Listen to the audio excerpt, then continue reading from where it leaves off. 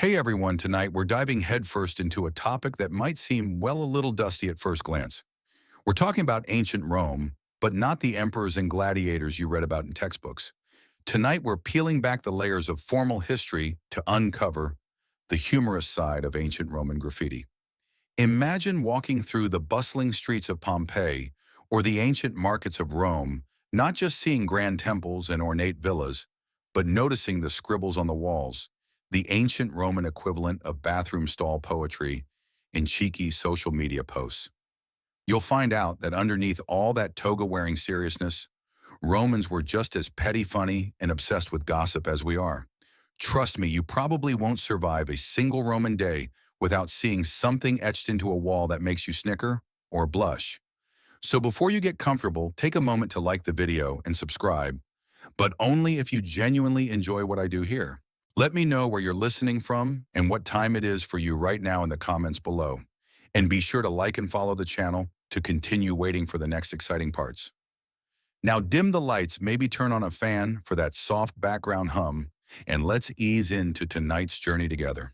You're strolling along a narrow cobblestone street in ancient Pompeii, the midday sun warming the worn stones beneath your sandals. On one side, the imposing facade of a wealthy merchant's villa, its door firmly shut. On the other, the vibrant, chaotic scene of a local bakery, the smell of fresh bread mingling with the general aroma of a busy Roman city. But as your eyes drift over the stuccoed walls, something catches your attention. It's not a formal inscription carved with precision, but something scratched hastily directly onto the plaster. And as you lean closer, squinting in the Mediterranean light, you realize you've stumbled upon something truly extraordinary. Ancient walls, modern wit. Dunno. This isn't the dignified Latin of Cicero or the epic poetry of Virgil. This is the raw, unedited voice of the common Roman, a testament to their humor, their frustrations, and their surprising relatability. You might find a simple drawing of a goofy face or a crude caricature of a local politician. Then next to it, a short pithy phrase, perhaps complaining about the price of bread or boasting about a recent conquest in love. It's like discovering that your serious, toga-wearing ancestors were actually just as prone to doodling silly mustaches on posters as your teenage nephew. These informal inscriptions, known to us as graffiti, a term derived from the Italian graffiare, meaning to scratch, were ubiquitous in Roman cities.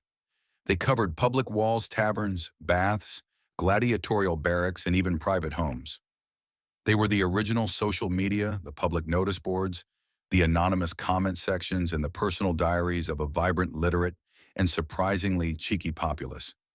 This isn't history written by the elite, it's history scratched by everyone else.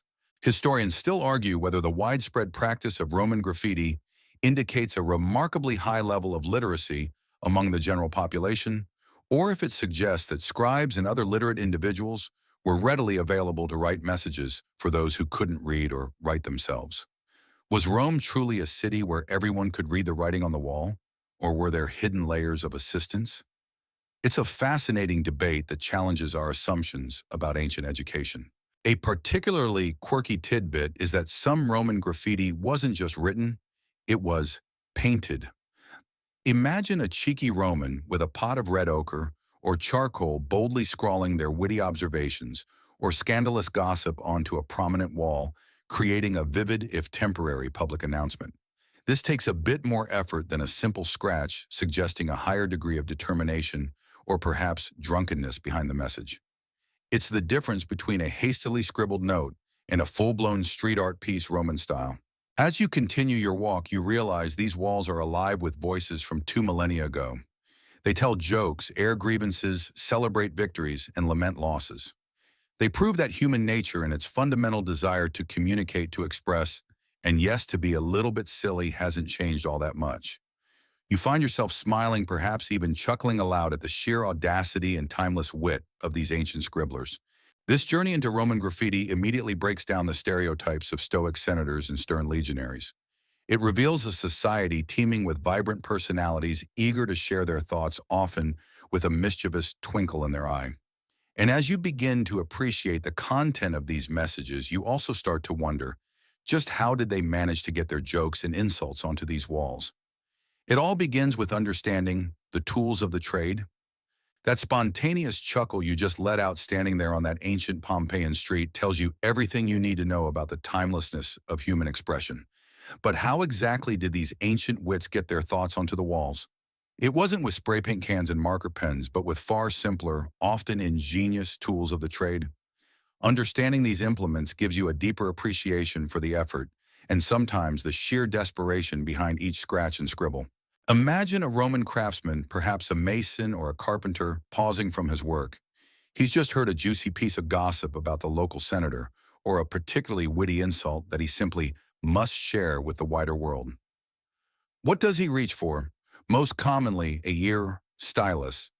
Not the digital kind you use on your tablet, but a pointed implement usually made of iron, bronze, or bone. These were commonly used for writing on wax tablets, and the sharp tip was perfect for scratching into soft plaster brick or even fresh mortar. You can almost hear the faint scratch, scratch, scratch as they quickly etch their thoughts before anyone important walked by. It's the original pen and paper, but the paper is a wall and the pen is a sharpened stick. For more ambitious messages or those intended to be more permanent, Romans sometimes used chisels and hammers. This suggests a much more deliberate act, perhaps a public announcement or a more formal political slogan. These would have required more time and effort, making the message's content all the more significant. Imagine the commitment to your joke if you had to chip it out of stone. But as we touched on briefly, not all graffiti was scratched. Sometimes it was painted. Gee, for this Romans would use charcoal, kicha for black lines, or various mineral pigments, mixed with a binder for colors. Red ochre, a naturally occurring earthy pigment, was particularly popular for its vibrant hue and easy availability. They'd use simple puri brushes made from animal hair or plant fibers, or even their fingers, to apply the paint directly to the walls. This type of graffiti, while more visible, was also more susceptible to weathering, making its survival to the present day even more remarkable. Historians still argue whether the widespread presence of graffiti in Roman cities suggests a truly high level of popular literacy among common citizens, or if a significant portion of it was created by a smaller literate subset of the population, like scribes or educated slaves on behalf of the illiterate. Was Roman society truly a highly literate one, or did communication simply find other avenues? It's a fascinating debate that shapes our understanding of ancient Roman education and social structures. A particularly quirky tidbit about these tools involves the use and repurposing of implements. A Roman laborer might have used the pointed end of a bricklaying tool to scratch a crude caricature of his foreman. A baker could have used the tip of a bread knife to etch a complaint about a customer. The very tools of their daily lives became instruments of public expression, blurring the lines between work and personal commentary. It's like using your screwdriver to carve your initials into your desk. Resourceful, if a little mischievous. The surfaces themselves were part of the toolkit. Walls freshly plastered with lime mortar were perfect canvases, soft enough to accept a scratch, but hardening to preserve the message. Public buildings, private houses, even tombs. If a surface was accessible and offered enough space, it was fair game. This meant that the humor and insights of the Romans weren't confined to scrolls or official decrees. They were literally plastered onto the everyday fabric of their cities. As you consider the simple ingenuity behind these ancient marks, you begin to appreciate the determination of the Roman wit. They weren't just thinking funny thoughts, they were actively capturing them for posterity, using whatever lay at hand. And what were they writing about? Well, often the most human of all subjects: love, lust, and libel. The ingenuity behind those scratched and painted messages using the simple tools of the trade is undeniable. But now let's get to the juicy stuff, the kind of content that proves Romans were just as messy and passionate as anyone swiping right on a dating app today. We're talking about love, lust, and libel, scrawled onto ancient walls for all to see. Imagine strolling past a bustling thermopolium, a Roman fast food joint, and seeing a heart scratched crudely into the plaster. Inside it, two names: Scribonius loves Secunda. Oh, how sweet. Then just a few feet away, perhaps a more pointed declaration: Marcus loves the girl named Chrysimus. And then immediately underneath a different hand has scrawled, "And the girl named Chrysimus loves nobody." Ouch! Talk about ancient shade. It's like finding a public breakup happening on a bathroom stall 2,000 years ago. Roman graffiti is absolutely brimming with declarations of affection, some tender, many explicit, and a fair few deeply insulting. You'll find direct propositions, Celadus, "You are the delight of the girls," boasts of conquests, "I made love here with many girls," and even the Roman equivalent of a heartbroken lament, "Whoever loves, let him flourish. Let him perish who knows not love. Let him perish twice over who forbids love." It seems the universal language of romance and romantic woes has barely changed. Historians still argue whether the prevalence of explicit or sexually suggestive graffiti indicates a more open and less prudish attitude towards sexuality in Roman society, or if these were confined to specific contexts like brothels and public baths, where such expression was implicitly sanctioned. Was ancient Rome truly more sexually liberated than later eras, or was their public display of lust simply different? It's a fascinating debate that challenges modern notions of modesty. A particularly quirky tidbit involves love triangles documented on walls.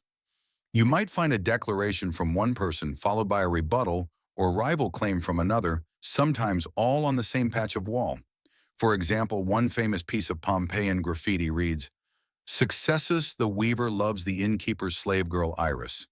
She, however, does not love him, but he begs her to have pity on him," written by his rival. "So long jealous one who would keep successes from his love."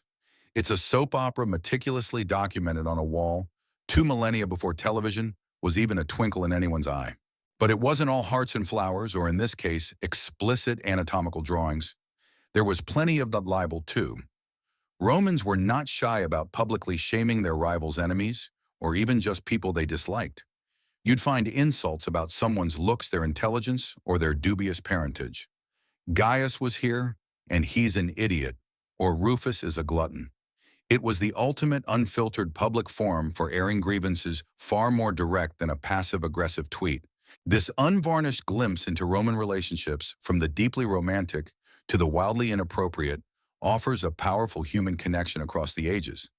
It shows us that, beneath the formal portraits and grand statues, Romans felt the same passions and endured the same messy relationships that we do. And sometimes these passions spilled over into the political arena, leading to equally bold and cheeky expressions of hard-knowing political punditry. Yeah, from the passionate declarations of love, lust, and libel. Our journey through ancient Roman graffiti now swivels to a realm that, much like today, was ripe for public comment and cheeky jabs. Political punditry. Forget the carefully sculpted busts of emperors and the lofty speeches in the forum. The true pulse of Roman public opinion, often laced with biting wit, beats strong on the city walls. Imagine walking past the Grand Basilica Julia, where legal cases and public business unfolded. You might expect solemn decrees, but instead, etched hastily into the stone, you find a slogan like, "Vote for Aulus Vettius Caprasius as aedile, he's a good man." Simple, direct, and surprisingly familiar. But then next to it, perhaps a more sarcastic endorsement, the petty thieves ask for "Vatia as aedile." Ouch. It seems ancient Romans understood the art of the backhanded compliment perfectly. It's like their version of a political billboard that's been creatively edited by a rival faction. Roman walls were the original social media feeds for political campaigns. Candidates for various offices, aediles, who manage public works, dumviri, chief magistrates, and others would have their names and slogans plastered everywhere. These weren't always formal announcements. Many were direct grassroots appeals, or more entertainingly, the endorsements or condemnations of various interest groups. The fruit sellers all support Gnaeus Helvius, or the fishmongers urge you to elect Marcus Appidius. It gave a whole new meaning to special interest groups. Historians still argue whether the widespread political graffiti in Roman cities genuinely reflected the nuanced political views of the populace, or if it was primarily a form of directed propaganda by candidates and their supporters designed to create an illusion of popular backing. Was it true public discourse or ancient astroturfing? It's a fascinating debate that highlights the complexities of political communication even in a pre-digital age. A particularly quirky tidbit involves anti-graffiti graffiti. Sometimes a political slogan would be written, and then a rival supporter would scribble over it or add a snarky comment or even try to erase it entirely. This led to layers of political commentary with multiple hands contributing to a single evolving wall poster. Imagine the frustration of a campaign manager trying to keep their messaging clean when every rival in town has a stylus and a sense of humor. It's the ancient version of a Twitter reply guy battle. Beyond endorsements, you'd find direct criticisms, laments about corrupt officials, or even satirical jabs at imperial policies. The Emperor Nero is a fiddler might have been a common sentiment, though likely less publicly displayed due to obvious consequences. These were the unfiltered voices expressing dissent or frustration that might not have found an outlet in the formal public sphere. The walls provided a crucial, if unofficial, platform for political expression. The humor in these political scribbles often lay in their directness, their lack of pretension, and their willingness to poke fun at authority figures. It reminds us that despite the grandeur of the Roman Republic and Empire, the citizens retained a healthy dose of cynicism and a keen eye for hypocrisy. They were not easily fooled by polished rhetoric. This raw glimpse into Roman political life demonstrates that even in a highly structured society, the common voice found a way to be heard, often with wit and an undeniable flair for sarcasm. It reveals a surprisingly engaged populace using their walls as their soapboxes. And speaking of passionate endorsements, nowhere was this more evident and often more crude than in the declarations of gladiator fan mail. From the biting sarcasm of keen political punditry, we now shift to an arena where passion truly ran wild, unbridled by decorum or modesty, the glorious bloody world of the Roman amphitheater. And right there, etched into the walls, you'll find the ancient Roman equivalent of excited, often crude, gladiator fan mail. Forget screaming fans at a modern sports stadium. Roman gladiator enthusiasts put their devotion on permanent display in ink and scratch. Imagine strolling along the exterior walls of the Colosseum or the smaller amphitheater in Pompeii. You might expect grim tributes to fallen fighters, but what you often find is a riot of enthusiastic, sometimes explicit graffiti. Celadus the Thracian is the delight of all the girls, declares one fan clearly smitten with a particular fighter's prowess. Another might boast, Crescens the net fighter captures girls by night, a rather cheeky endorsement implying his skills extended beyond the arena. It's like finding a modern athlete's fan page, but with the added bonus of direct, unfiltered, and sometimes very suggestive comments from their admirers. Gladiators were the superstars of the Roman world, akin to modern-day athletes or pop stars. Their victories were celebrated, their physiques admired, and their personal lives, or what was rumored of them, avidly discussed.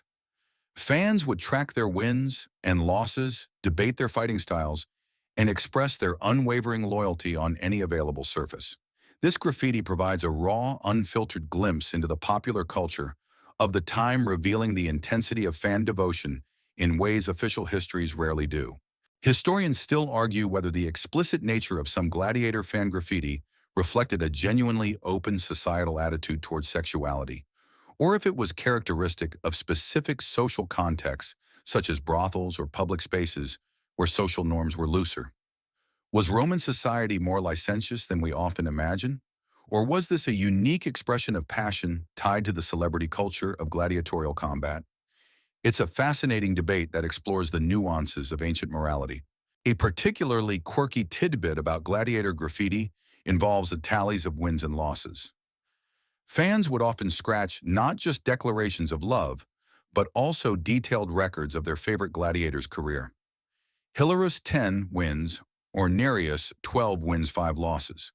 This shows a deep engagement with the sport, almost like a personal scorecard etched into the very fabric of the city. Imagine tracking your favorite football player's stats by carving them into a brick wall. That's dedication. Sometimes the graffiti included crude drawings or caricatures of the gladiators themselves, often depicting them in heroic poses or even mid-combat. These simple illustrations, though not artistic masterpieces, add a vivid visual element to the written praise, bringing the gladiators to life on the walls. They were the fan art of their day, a spontaneous outpouring of artistic admiration. This gladiator fan mail is a vibrant, sometimes shocking reminder of the raw human passions that drove Roman society. It shows us that beneath the formal attire and strict social hierarchies, Romans were just as prone to hero worship and celebrity obsession as we are. Their walls were a canvas for their unfiltered enthusiasm, reflecting a world where fame, even short-lived, could inspire wild adoration.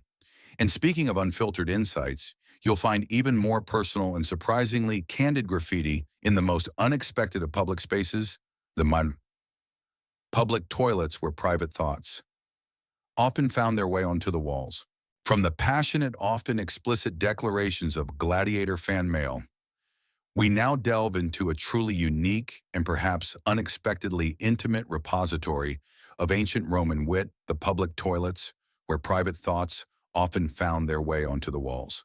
Yes, even in the most utilitarian of spaces, Romans found an opportunity for humor, philosophy, and surprisingly candid self-expression. Imagine finding yourself in a Roman public latrine. It's not quite what you're used to.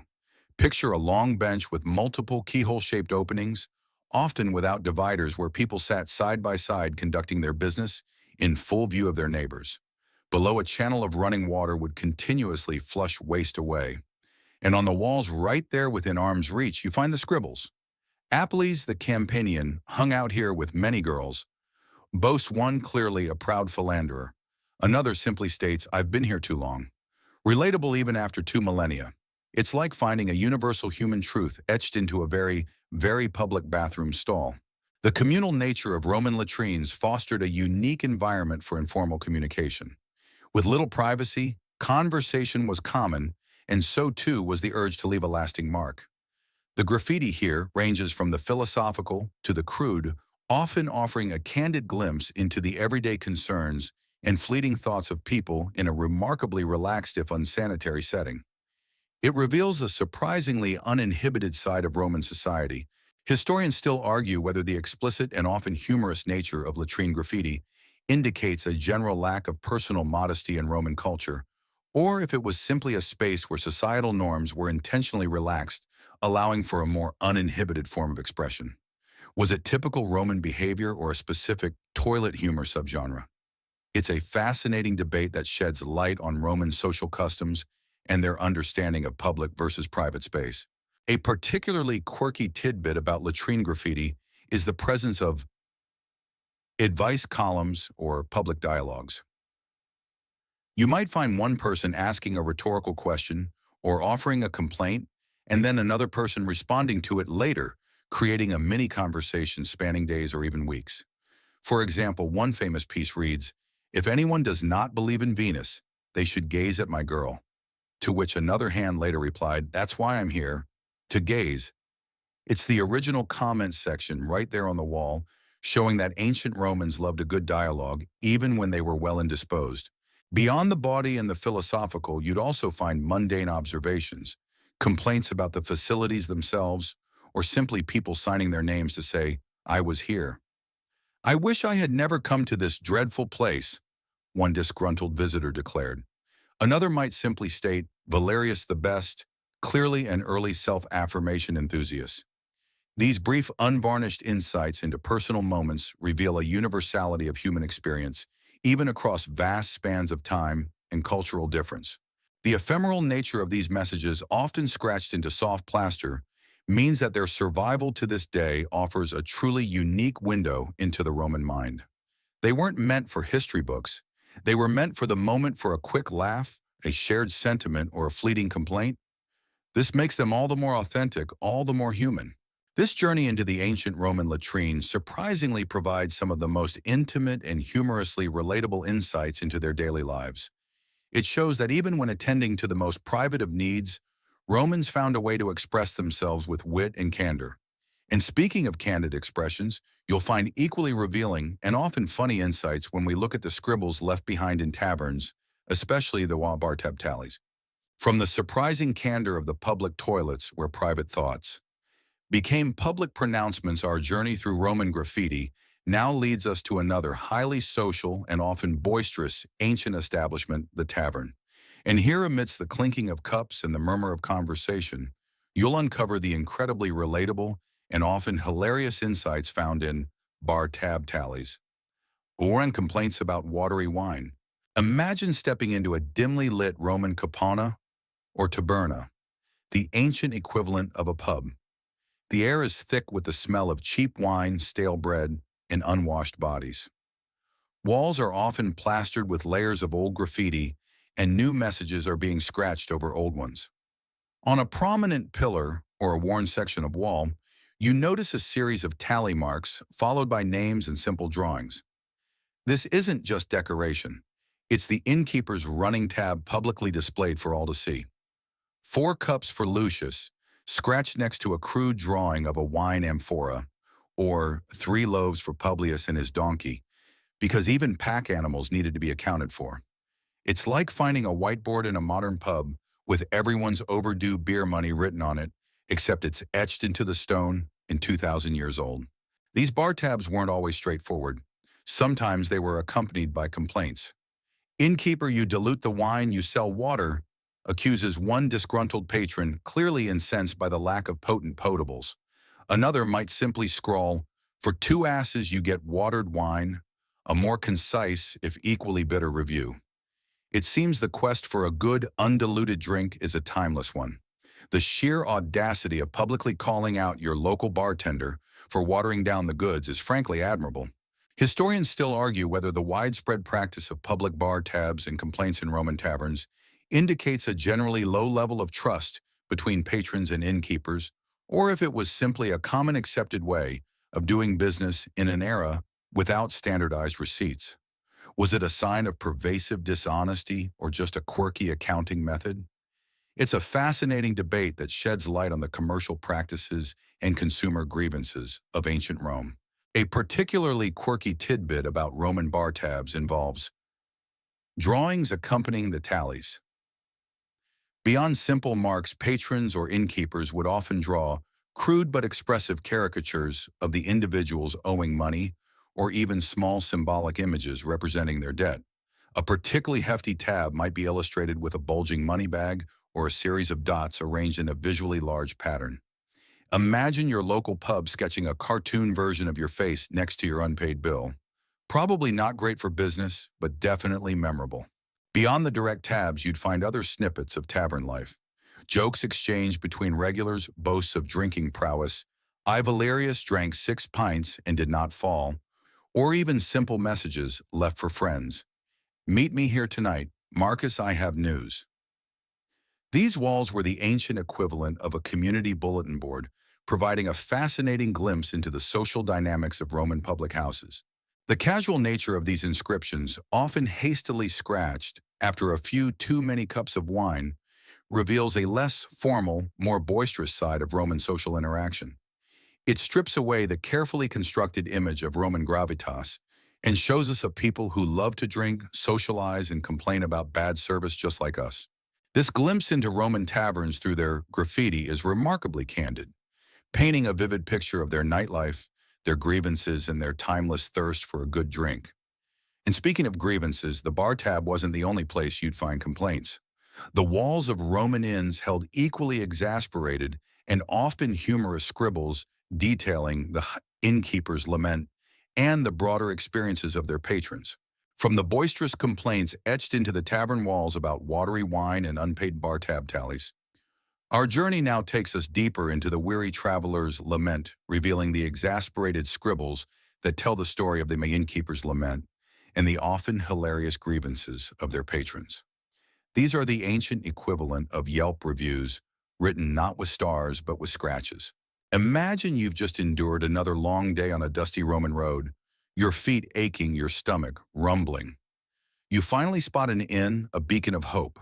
But the moment you enter, you realize it's less than advertised. And being a Roman, you decide to share your dissatisfaction.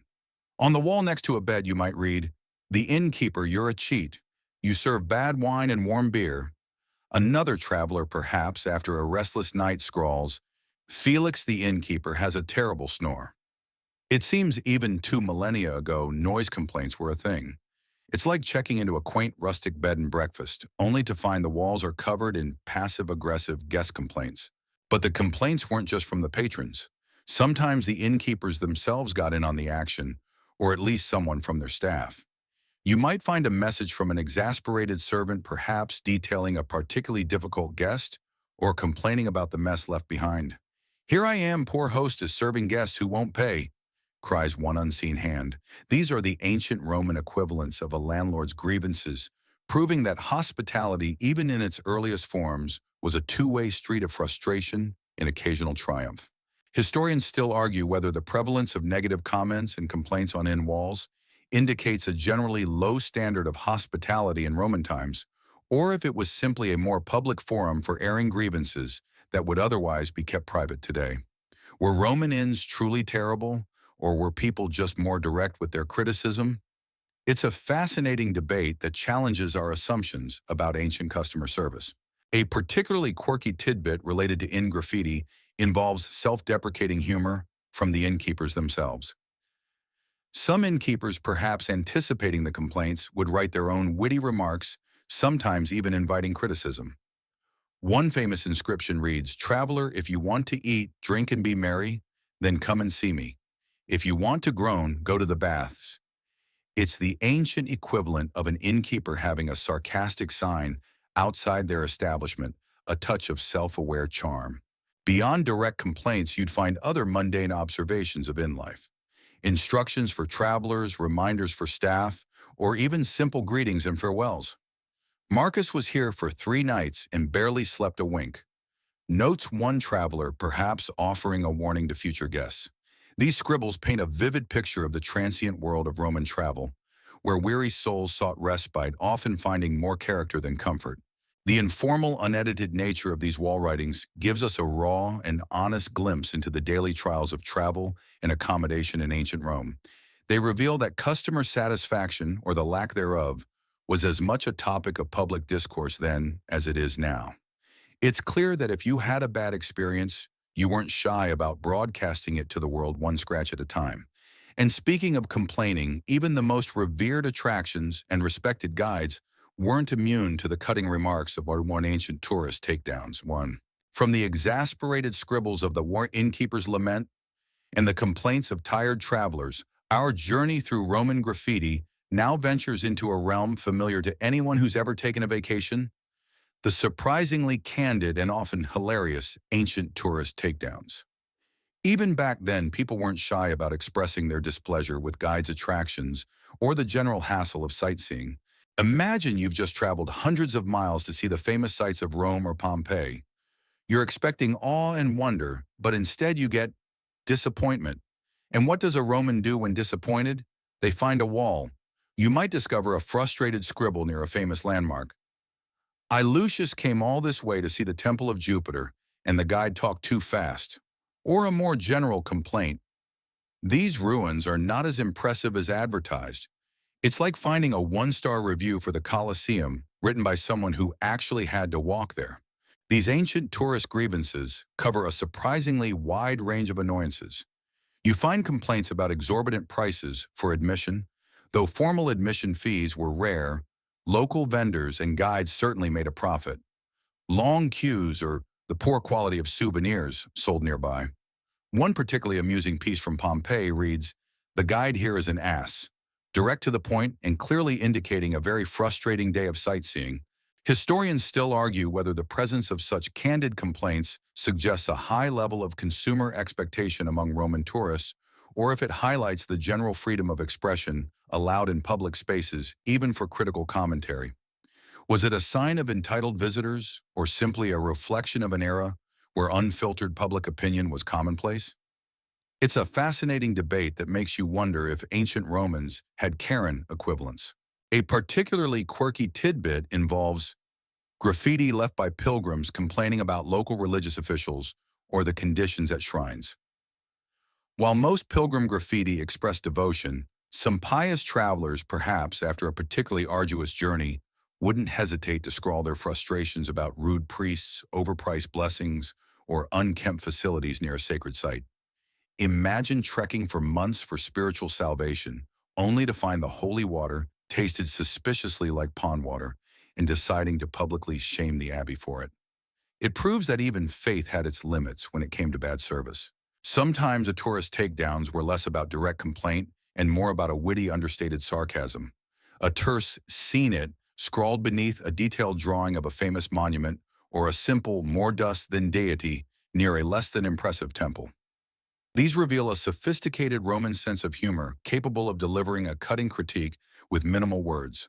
The very act of writing these complaints on public walls demonstrates a confidence that their message would be seen and understood either by other travelers as a warning or by the locals as a public shaming. It was their way of holding service providers accountable, or at least venting their frustrations to the wider world. This glimpse into Roman travel grievances shows us that the annoyances of tourism are truly timeless. From overbearing guides to underwhelming attractions, ancient Romans experienced and humorously documented it all. It reminds us that people haven't changed even when the mode of transport and the destinations have. And speaking of public documentation, you'll find equally entertaining and often witty interactions when we explore the white shopkeeper's banter film found on Roman market walls, from the gripes and grievances of ancient tourist takedowns. Our journey through Roman graffiti now shifts to the vibrant, chaotic world of the marketplace. Here, amidst the clamor of commerce and the aroma of exotic spices, you'll discover the lively, often humorous exchanges and advertisements that comprise shopkeepers' banter, etched directly into the walls. Imagine a busy Roman street lined with small shops, a baker, a fishmonger, a textile dealer. On their walls, you don't just find price lists, you find personality.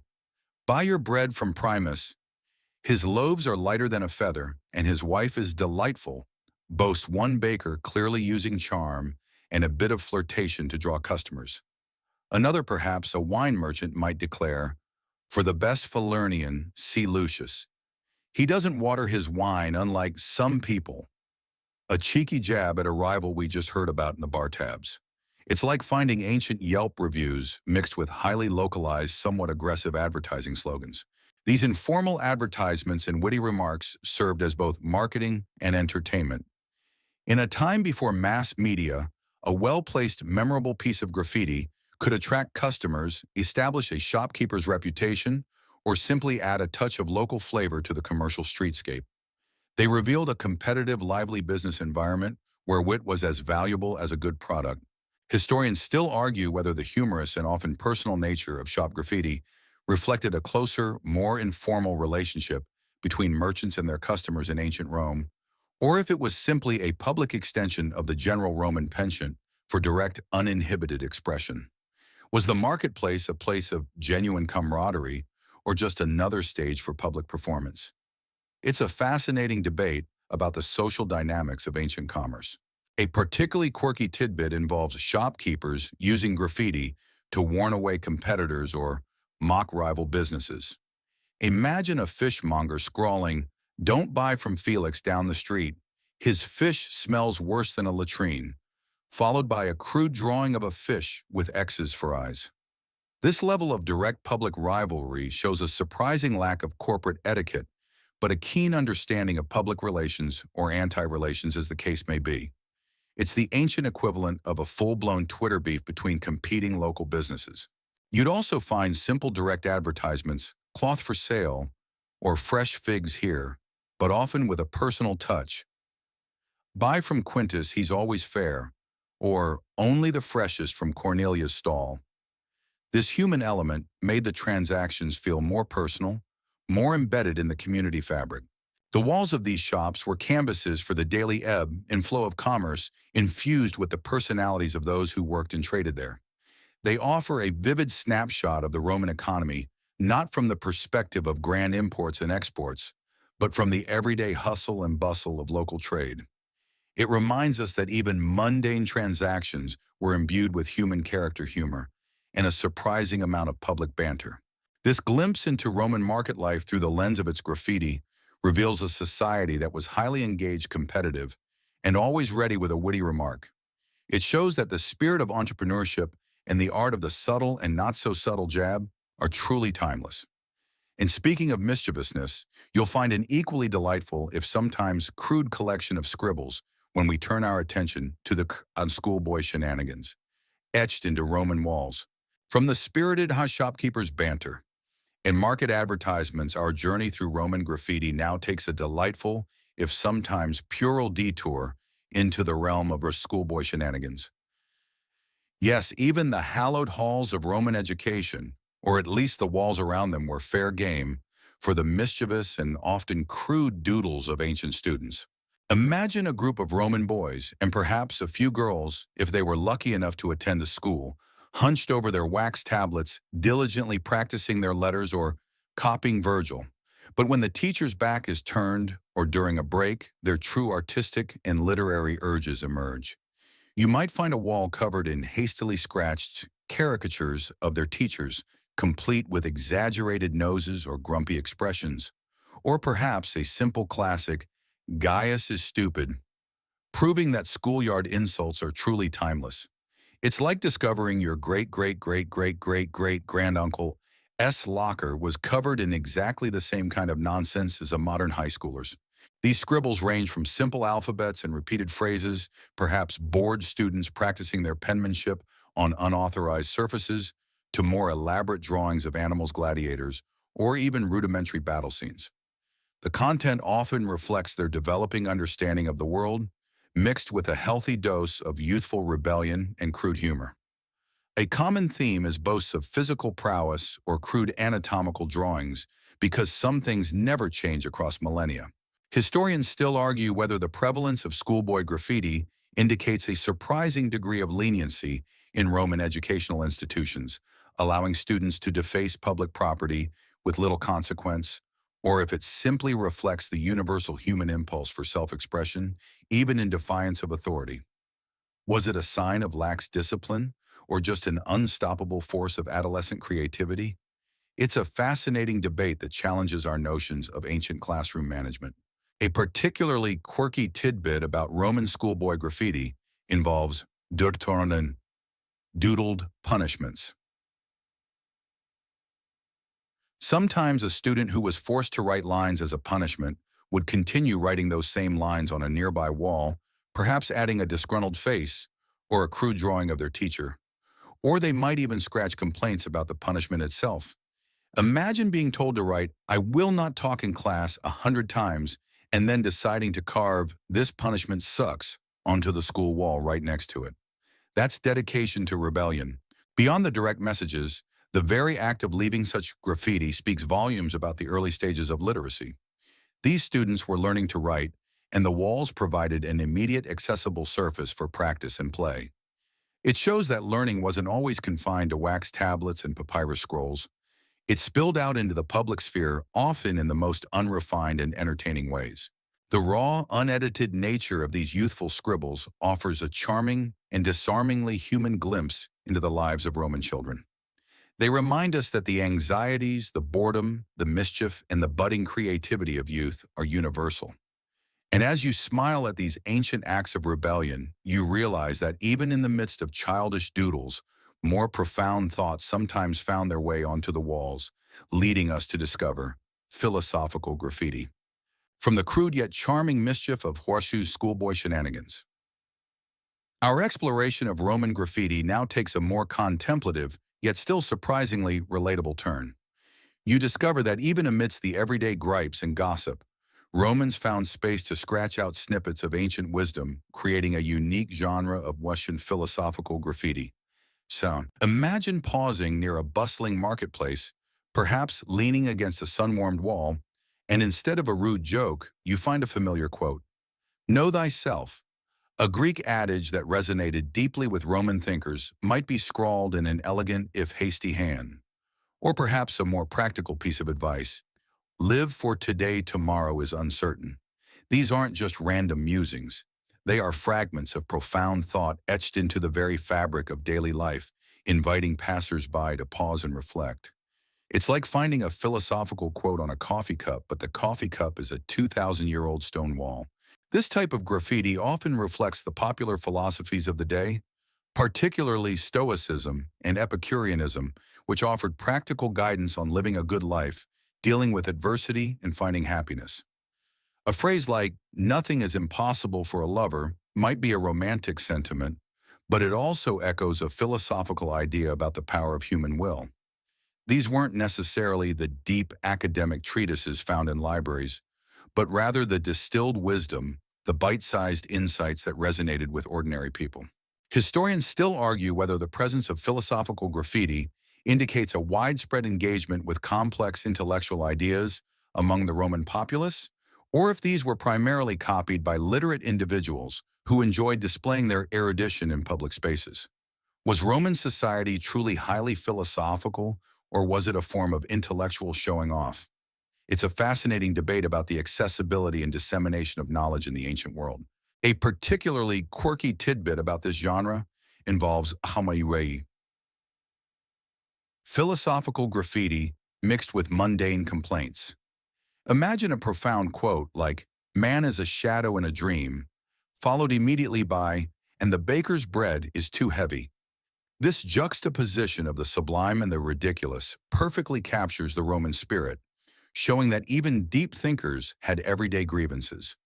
It's the ultimate example of existential dread meeting practical annoyance. You might find advice on how to handle difficult neighbors, he who sows discord reaps trouble, or observations about the fleeting nature of life. Eat, drink, be merry, for tomorrow we die. These are the timeless truths stripped of their academic grandeur, presented in the raw, unedited voice of the street. They remind us that people have always sought meaning, solace, and a good aphorism to live by. The act of inscribing these philosophical thoughts onto public walls suggests a desire not just to remember them, but to share them, to offer a moment of reflection or perhaps even guidance to unknown passersby. It transforms the urban landscape into a communal blackboard for wisdom where timeless ideas are debated, shared, and sometimes ironically defaced. This glimpse into Roman philosophical graffiti reveals a society that even in its most public and informal moments grappled with profound questions about life, death, and human nature. It reminds us that wisdom can be found in the most unexpected places, even scratched onto a wall. And speaking of unexpected insights into ancient life, you'll find equally candid, sometimes humorous perspectives when we explore the wisdom of prostitutes found on Roman walls. From the lofty yet often relatable philosophical graffiti. Our journey through Roman wall scrawlings takes a candid, sometimes unvarnished turn into a world often hidden from formal history. The wisdom of prostitutes. The walls of Roman brothels and taverns, where these women often plied their trade, offer surprisingly direct and often humorous insights into their lives, their business, and their interactions with clientele.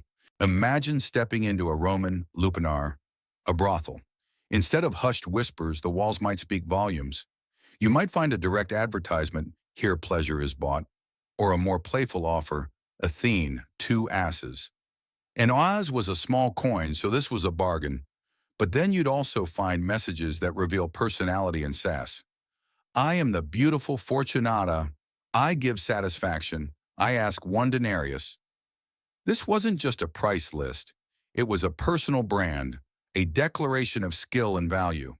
It's like finding ancient business cards plastered on the wall, except the business is pleasure, and the cards are scratched directly into the plaster. These inscriptions weren't always from the clients. Often they were written by the women themselves or by their pimps, offering a glimpse into their daily realities. You'd find names, prices, and sometimes even specific skills or attributes being advertised. The openness with which these services were discussed on public or semi-public walls reflects a different societal attitude towards sex work than might be expected. Historians still argue whether the direct and public nature of graffiti related to prostitution indicates a more tolerant or even normalized view of sex work in ancient Roman society compared to later eras, or if these were confined to specific designated areas where such public display was an accepted part of the business. Was it societal acceptance or just a pragmatic approach to a necessary evil? It's a fascinating debate about ancient morality and economic realities. A particularly quirky tidbit about this genre involves graffiti left by clients praising or criticizing specific prostitutes. Much like ancient customer reviews, "Julia is divine," one might scrawl, But another less satisfied could write, Faustina cheats, her kisses are cold. This public feedback system allowed clients to share their experiences, good or bad, and presumably influenced other patrons' choices. Imagine leaving a TripAdvisor review for your encounter centuries before TripAdvisor existed, and it was etched in stone for eternity. Sometimes the messages offered glimpses into the lives of the women themselves. A prostitute might write a philosophical musing, a lament about her fate, or even a cheeky retort to a difficult client. You who read this, be happy and leave me alone, one frustrated woman might have scrawled. These small insights reveal their humanity, their wit, and their resilience in a challenging profession. The very existence of these messages, scrawled openly, demonstrates that sex work was an acknowledged, if sometimes regulated, part of Roman urban life. The graffiti strips away any romanticized notions, offering a raw, unfiltered look at the economic and social dynamics of this ancient profession. This dive into the wisdom of prostitutes reveals a surprisingly vibrant and candid side of ancient Roman life, showing that humor and directness permeated even the most unexpected corners of their society. It reminds us that behind every historical generalization, there were individuals with complex lives and a willingness to share their experiences.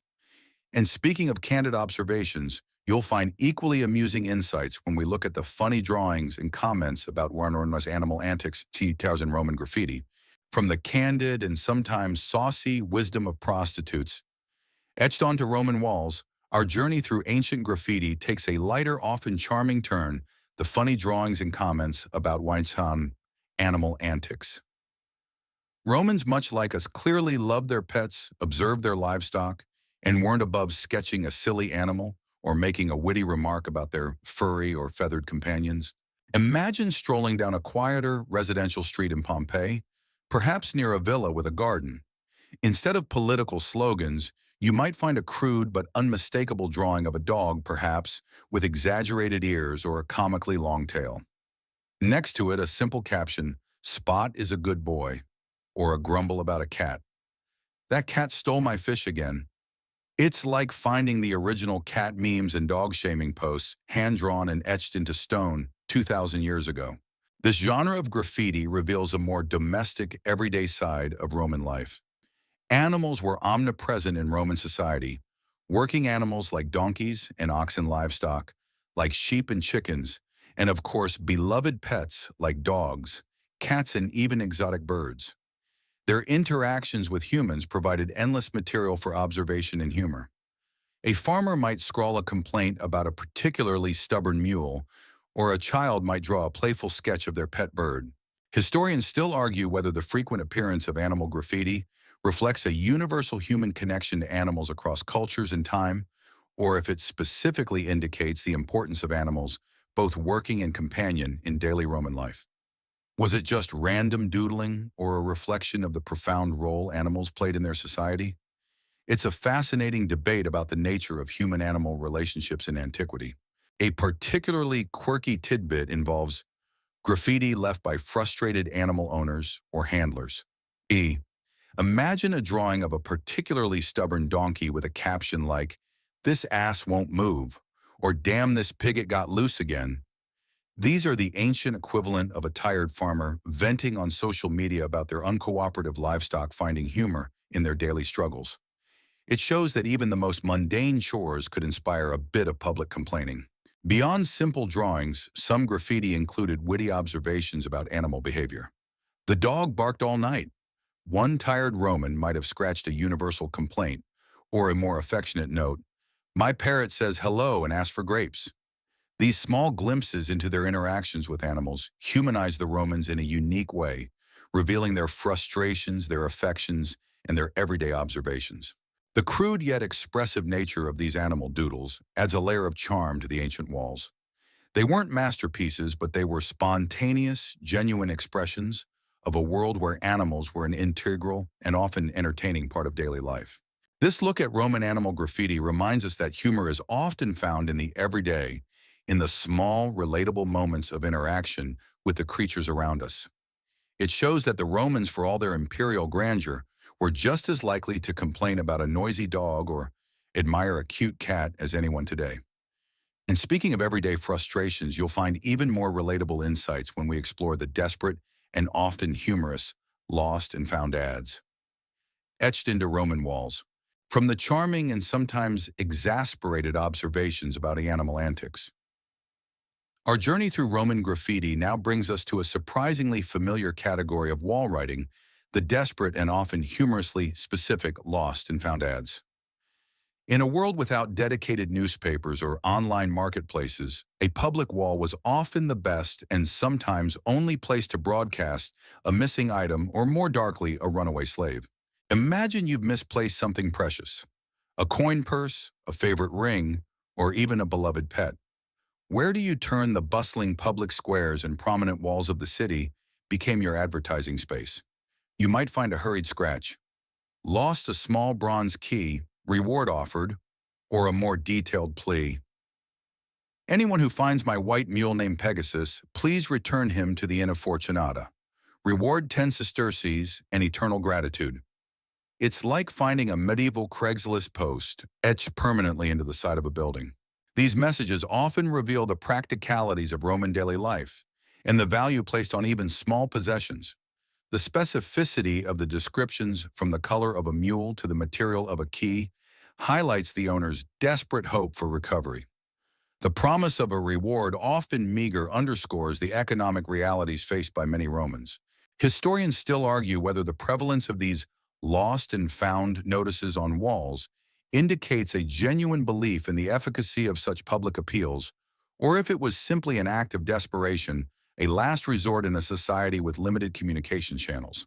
Was it a practical tool or a ritualistic act of hoping against hope?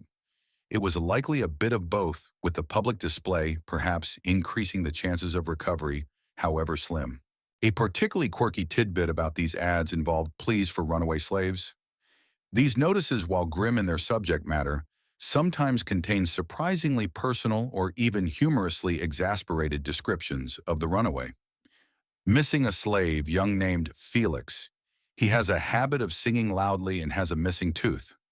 Reward to anyone who returns him alive to Marcus at the baker's shop. The detail even about habits was meant to aid identification, painting a vivid, if uncomfortable, picture of the individual. Imagine having your most annoying habits listed publicly as a means of identification for your forced return. Sometimes the ads were less about a specific item and more about a general appeal for information. Has anyone seen my friend Gaius last seen near the amphitheater? These were the ancient equivalents of missing person flyers, relying on the collective memory and observation of the Roman populace. The unvarnished honesty of these inscriptions, from the mundane to the desperate, offers a powerful human connection across the centuries. They remind us that the frustrations of losing something or the hope of finding it are universal experiences. It also highlights the informal yet vital role that public walls played in the daily communication and social fabric of Roman cities. And speaking of frustrations, you'll find an endless supply of them when we turn our attention to the complaints department of ancient Roman graffiti. From the desperate and often detailed lost and found ads. Etched into Roman walls, our journey now pivots to a seemingly endless reservoir of human frustration and grievances. The complaints department of ancient Roman graffiti. It seems no civilization, no matter how grand, is immune to the urge to publicly air its annoyances, from bad food to noisy neighbors. Imagine walking past a busy tenement building, its walls scarred with countless messages. You might find a direct, exasperated cry, "The baker at the corner makes awful bread," or a more personal gripe, "Oh, Marcus, your dog barks all night." These aren't just polite suggestions. They are unfiltered outbursts of everyday frustration written for all to see. It's like browse a very old, very public online forum where everyone just complains about their daily irritations and nobody bothers with anonymity. These complaints reveal the minute details of daily Roman life that formal histories often overlook. They cover everything from poor service at shops and taverns, a recurring theme it seems to the annoyances of urban living. The ubiquitous noise complaint is particularly amusing. Romans grumbled about creaking carts, loud conversations, and yes, barking dogs.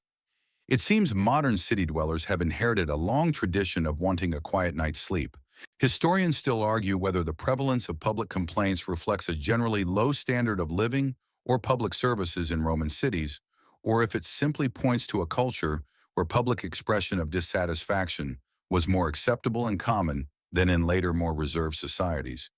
Were Roman services truly that bad, or were people just more outspoken? It's a fascinating debate that challenges our assumptions about consumer rights and civic engagement in antiquity. A particularly quirky tidbit about Roman complaints involves graffiti left by people stuck in traffic jams. While not traffic as we know it, Roman cities, especially Pompeii, had narrow streets often clogged with carts, wagons, and pedestrians. You might find exasperated scribbles near a particularly congested intersection. "Damn this road, I've been stuck here for an hour." Or, "May the driver of that donkey cart fall into a ditch." These are the ancient equivalent of road rage tweets, showing that even 2 millennia ago, gridlock was a universal source of irritation. Beyond the specific grievances, you'd also find more general laments about the unfairness of life, the difficulty of making ends meet, or the shortcomings of human nature itself. "Money is a cruel mistress," one might philosophically sigh, or "life is short, but work is eternal." These are the timeless grumbles of the common person finding an outlet on the nearest available wall. The raw, unvarnished nature of these complaints offers a powerful human connection across the centuries. They remind us that the daily irritations, the minor injustices, and the universal urge to vent about them are deeply ingrained in the human experience. It shows that even in the grandeur of the Roman Empire, people were just people trying to get by and often feeling the need to complain about it. And speaking of human nature, you'll find equally amusing insights when we explore the quirky self-proclamations left by Romans. From the universal grumblings of the Roman complaints department, our journey now turns to a more self-aggrandizing yet often humorously candid aspect of Roman wall art: quirky self-proclamations. It seems Romans loved a good boast, a cheeky self-description, or a simple declaration of their own importance, etched into public walls for all posterity, or at least until the next layer of plaster. Imagine finding a wall near a public bathhouse known for its lively social scene. You might read, "I, Marcus, am the greatest lover in Pompeii," a bold claim to be sure, and perhaps one that invited immediate scrutiny or laughter from passers-by. Or a simpler, perhaps more humble but still boastful declaration: "Valerius was here, and he is a good man." It's like finding ancient LinkedIn profiles scrawled onto brick walls complete with questionable endorsements. These self-proclamations varied wildly in tone and content. Some were genuine boasts of skill or prowess, whether in love business or gladiator fights. Others were more philosophical, declaring one's personal motto or outlook on life. Still others were simply people asserting their existence, carving their name into history, however briefly.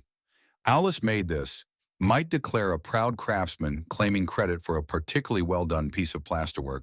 Historians still argue whether the widespread practice of self-proclamations reflects a strong sense of individual identity and public pride in Roman society, or if it indicates a culture where self-promotion was a necessary part of social and economic advancement. Was it ego or ambition?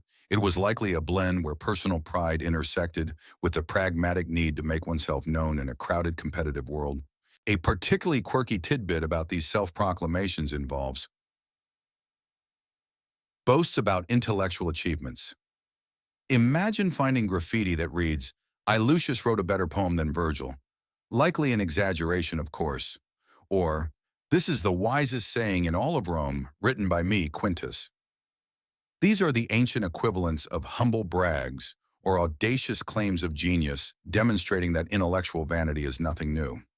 It's like finding a handwritten "I'm with stupid" sign, only the arrow points to everyone else. Sometimes the self-proclamations were deeply personal, revealing a fleeting mood or a private struggle. "I am sad," one might simply declare a stark emotional confession in a very public space. Or, "I hate everyone but myself," a cynical but relatable sentiment.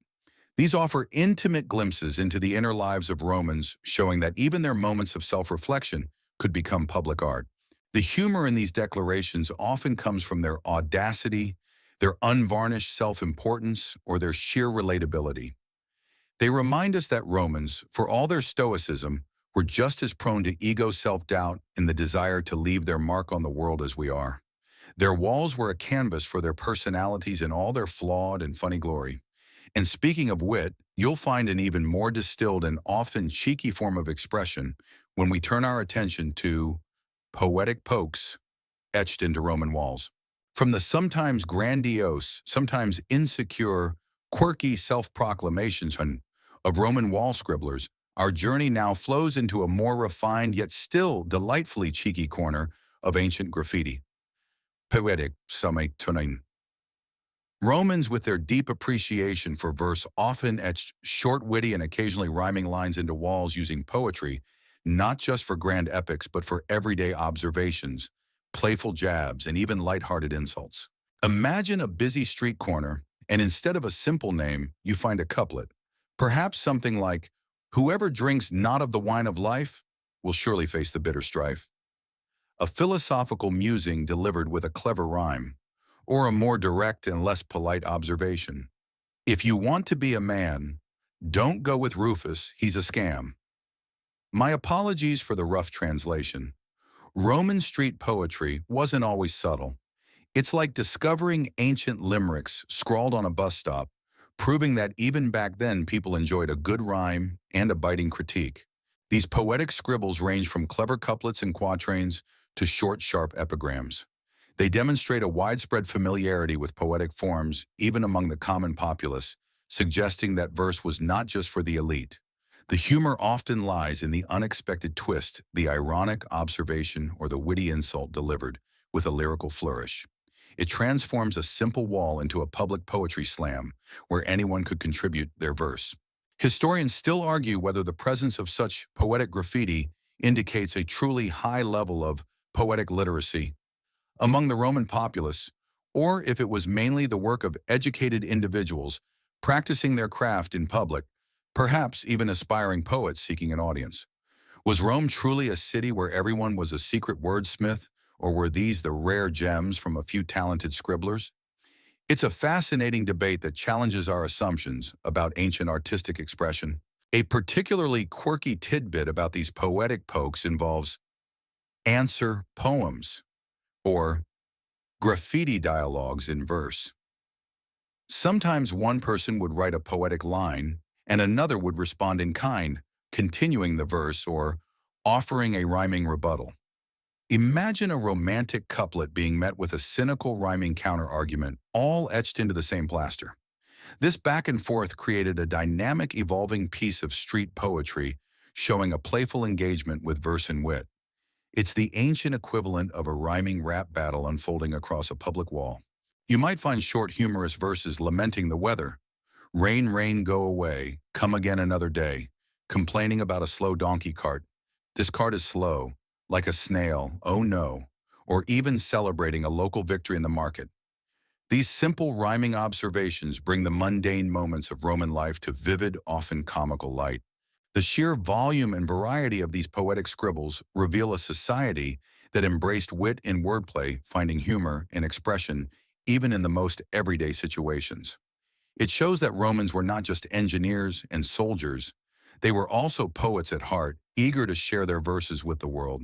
And speaking of curses, sometimes the words scratched onto walls weren't just witty, they were meant to cause harm, leading us to distinguish between formal curse tablets and casual curses. From the lighthearted charm of what poetic pokes, in playful rhymes, our journey through Roman graffiti now leads us to a darker yet equally fascinating side of their expression, the fine line between formal, curse tablets and casual curses, scrawled on public walls. While both aim to inflict ill will, their context, intent, and execution reveal a spectrum of ancient Roman frustration, from the deeply ritualistic to the spontaneously exasperated. Imagine encountering a small, carefully inscribed lead tablet, perhaps pierced with a nail found near a temple or a grave. This is a curse tablet. Defixio, a highly formalized magical inscription intended to bind or harm an enemy or compel a god to act on one's behalf. The Latin here is precise, often invoking deities or chthonic spirits, listing specific grievances and desired torments. These weren't humorous. They were serious, desperate acts of magical vengeance or protection. It's like finding a medieval voodoo doll with a detailed instruction manual, very much on a joke. But then on a random wall in a tavern or a public square, you find a hastily scratched, far less formal curse: "May Quintus's wine turn sour," or "May the gods smite the man who stole my cloak." These are the casual curses, spontaneous outbursts of frustration, anger, or general ill will. They lack the ritualistic precision of the defixio, often employing more common language in a less formal invocation of divine wrath. They're the ancient Roman equivalent of yelling, "Damn it," or muttering a furious, "I hope their socks get wet," after a frustrating encounter. Historians still argue whether the widespread use of casual curses on public walls indicates a general acceptance of public aggression and uncivil discourse in Roman society, or if it was a pressure release valve allowing individuals to vent frustrations harmlessly without direct confrontation. Was it a sign of a rude society or a surprisingly effective way to manage public anger? It's a fascinating debate that reveals the nuances of Roman social interactions. A particularly quirky tidbit about casual curses involved cursing objects rather than people. You might find a scribble like, "May this broken cartwheel forever be stuck," or "Curse this faulty lock." These are the ancient Roman equivalents of yelling at inanimate objects or cursing your technology when it doesn't work. It shows a very human tendency to blame external factors for daily frustrations, even if those factors are just chunks of wood and metal. The distinction between the two types of curses is important. The curse tablet was a calculated magical act often performed by a specialist. The casual curse on a wall was a spontaneous, often emotional outburst reflecting the immediate frustrations of daily life. The humor in the casual curses often comes from their sheer relatability. Who hasn't felt the urge to scrawl, "May eternal fleas infest the armpits of those who double park Nishorn on a modern wall"? These curses, both formal and informal, provide a fascinating glimpse into the darker side of Roman emotions: their anger, their resentments, and their desire for justice or revenge. They remind us that human emotions in all their intensity are timeless. And speaking of timeless emotional states, you'll find equally relatable and often humorous laments when we explore the insights from "The Eternal Bachelor" etched onto Roman walls. From the potent, sometimes dark expressions of cursed tablets and casual curses, our journey through Roman graffiti now shifts to a lighter, yet equally poignant and often humorous human condition. The Eternal Bachelor. The walls of ancient Rome, particularly in taverns and public spaces, offer delightful laments from lonely hearts, commitment phobes, and those simply grappling with the complexities of love and relationships. Imagine pausing by a wall in a bustling Roman piazza, and instead of a political slogan, you find a heartfelt, if a bit dramatic cry. "O Venus, why do you torment me? So I, Lucius, am forever alone." Or a more cynical take: "Marriage is a trap. Stay free, my friends." These aren't just private thoughts. They are public declarations of romantic angst, designed perhaps to elicit sympathy, camaraderie, or just a knowing chuckle from fellow singletons. It's like finding ancient handwritten, "Single and ready to mingle," or doom scrolling on Tinder statuses etched permanently into the stone. These laments come from various perspectives. Some are genuinely heartbroken, longing for love that seems to elude them. Others are more philosophical, warning against the perceived pitfalls of matrimony and praising the freedom of bachelorhood. You'd find boasts of serial conquests that quickly turn into complaints about the demanding nature of multiple lovers, or sighs about the impossibility of finding a truly compatible partner. It seems the dating scene has always been complicated. Historians still argue whether the prevalence of such bachelor graffiti indicates a significant portion of the Roman male population remaining unmarried or delaying marriage, or if it was simply a common trope for humorous self-expression akin to modern-day forever alone memes. Was Roman society grappling with a demographic shift, or just enjoying a good laugh at life's romantic absurdities? It's a fascinating debate that challenges our assumptions about ancient marital patterns. A particularly quirky tidbit about these romantic laments involved graffiti response chains, where other Romans would offer unsolicited advice or commiseration. Imagine one person writing, "Love is a battlefield and I am losing," and another hand later adding, "Try wine, my friend. Wine never betrays." Or a hopeful, "Don't give up handsome. Your true love awaits." This creates a public dialogue, a communal support group etched into the walls showing that even loneliness could be a shared experience. You might find short, witty verses from those who have chosen a life of independence. "I follow no woman, nor do I serve any master." A declaration of glorious freedom, perhaps written by someone who just escaped a demanding relationship. Or simple, relatable statements of romantic exasperation. "My girlfriend gives me headaches." These brief, unvarnished insights into the joys and sorrows of single or complicated life humanize the Romans in a unique way. The humor in these eternal bachelor laments often comes from their universality. Whether it's the exasperation of dealing with a demanding partner, the yearning for companionship, or the cynical embrace of solitude, these emotions transcend millennia. They remind us that Romans were just as prone to romantic follies and frustrations as anyone navigating the complexities of modern love. And speaking of specific tastes and preferences, you'll find equally strong opinions when we turn our attention to the surprisingly detailed foodie critiques etched into Roman walls, from the relatable laments of the eternal bachelor. Our journey through Roman graffiti now shifts its focus to a topic near and dear to everyone's heart and stomach: foodie critiques. Romans, much like us, had strong opinions about what they ate, where they ate it, and the quality of the local fare, and they weren't shy about broadcasting their culinary reviews directly onto the walls of their cities. Imagine strolling past a bustling thermopolium, a Roman fast food counter, or a more upscale capona, a tavern serving food. Instead of a menu, you might find an unsolicited review. "The stew at Lucius's is divine," exclaims one patron, clearly delighted with their meal.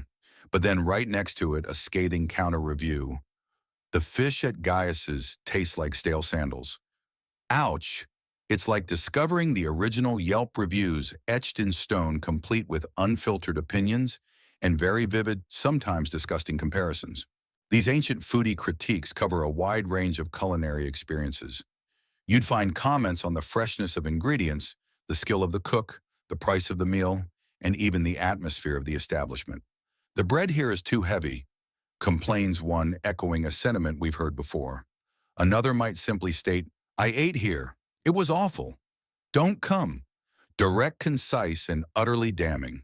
Historians still argue whether the prevalence of negative food critiques on Roman walls indicates a genuinely low standard of Roman cuisine and sanitation in public eateries, or if it simply reflects a cultural willingness to publicly air grievances, treating walls as communal complaint boards. Were Roman restaurants truly terrible, or were ancient diners just particularly fussy? It's a fascinating debate that challenges our assumptions about ancient culinary standards. A particularly quirky tidbit about Roman foodie graffiti involves specific complaints about unexpected ingredients. Imagine finding a scrawl that reads, "Beware the inn of Marcus, I found a fly in my wine," or "The olives at Publius's were suspiciously fuzzy." These highly specific and often gross observations suggest a keen, if disgusted, eye for detail from ancient diners. It's the original "hair in my soup" complaint broadcast for all of Rome to see. Sometimes the critiques were more positive, a genuine appreciation for a well-prepared meal. "The sausages at the butcher's gate are truly exceptional," might declare a satisfied customer.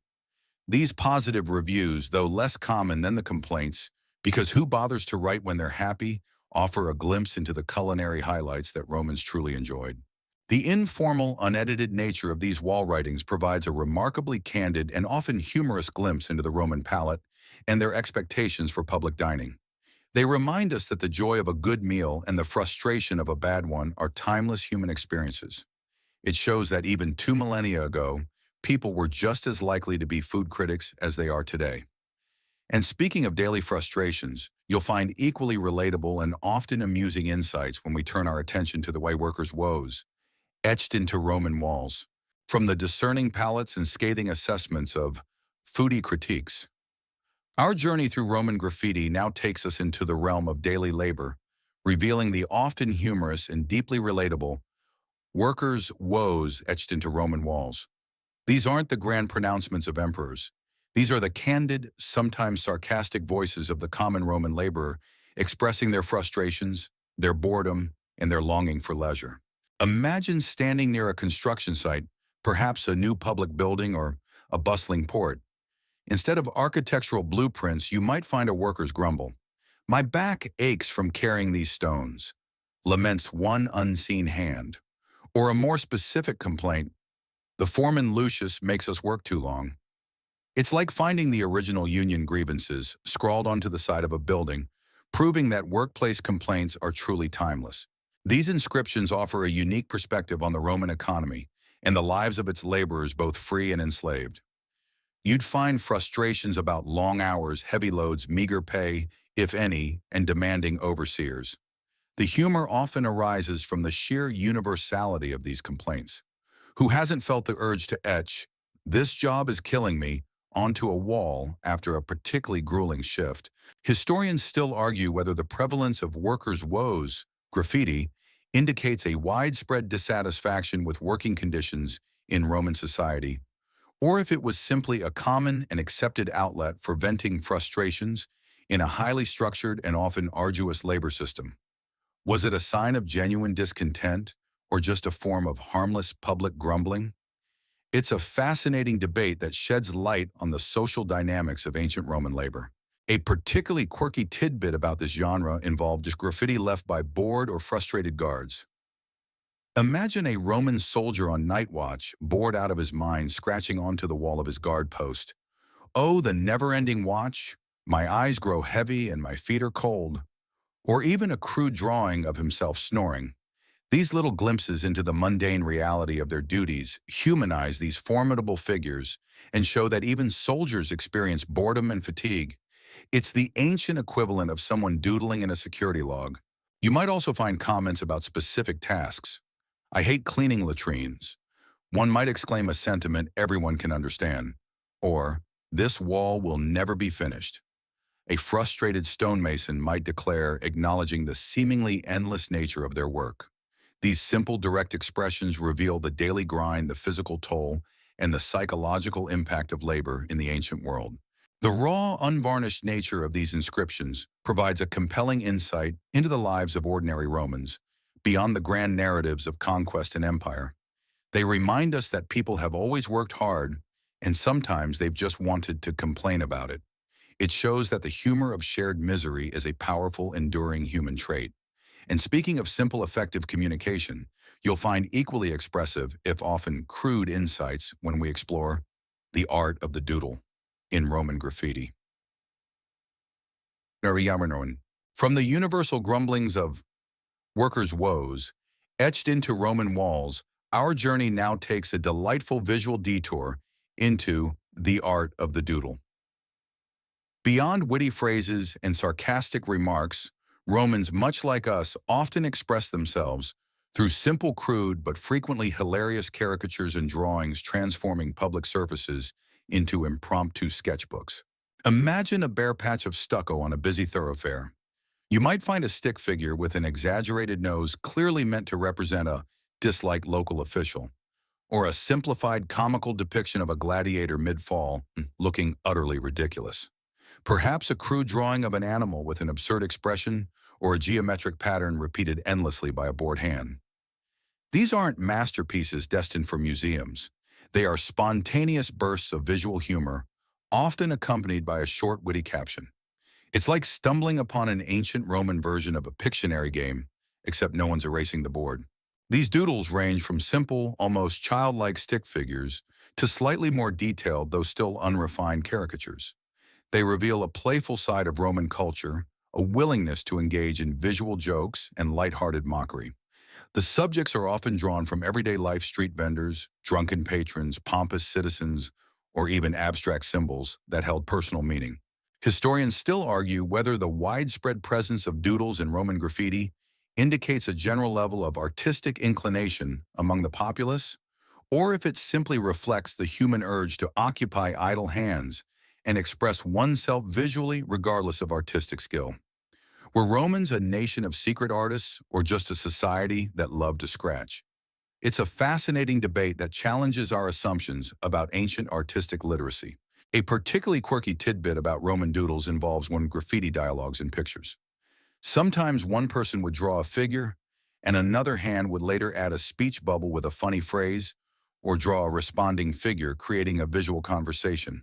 Imagine a crude drawing of a man making a pompous speech, and then a tiny, equally crude drawing of a dog next to him with a speech bubble saying, "Woof, he talks too much." It's the ancient equivalent of a meme evolving on a wall. You might find doodles of phallic symbols often meant humorously as good luck charms, or simply as a crude joke, demonstrating a different societal comfort with such imagery.